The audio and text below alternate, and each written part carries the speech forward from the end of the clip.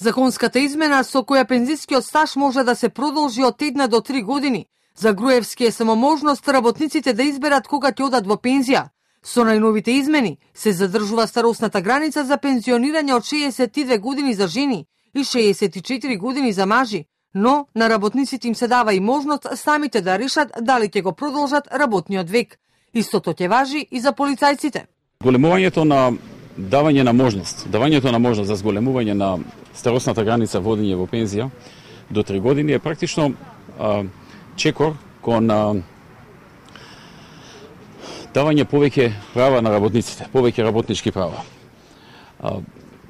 Овој чекор го правиме и кон полицајците. Значи, тие имаат закон специјален со кој што заменуваат во пензија со 40 години работен стаж, од кои што 30 се ефективни и 10 се бенефициран стаж.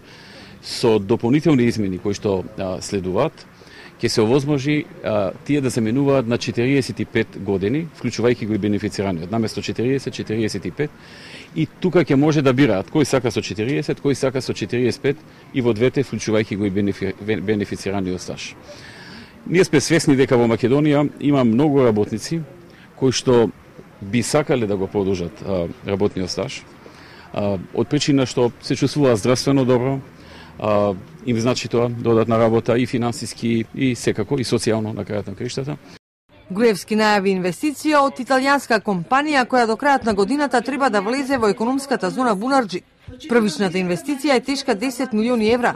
Мултинационалната компанија Монтане Груп во првата фаза ќе вработи 100 лица, а за неколку години, како што рече Груевски, бројката на вработените ќе достигне до 300 или 400 вработени. Компанијата сака да планира да произведува амортизери за возови, шински возила, за камиони и за други товарни возила. Има долга традиција во оваа работа, покрива многу пазари, присутна е на речиси сите континенти и во Македонија сака да отвори нов капацитет, односно проширување на досегашните капацитети што ги има. Значи не се работи за селење на некоја фабрика, туку отварање на комплетно нова фабрика. Само првичната инвестиција ќе биде околу 10 милиони евра, но со обзир на тоа дека на дента на средбата тој најави подоцна на пресконференцијата дека отстапува од првичната замисла и дека ќе оди на 3 до 4 пати поголем објект, укажува дека инвестицијата соодветно ќе биде и толку поголема, можеби 30 или повеќе милиони евра.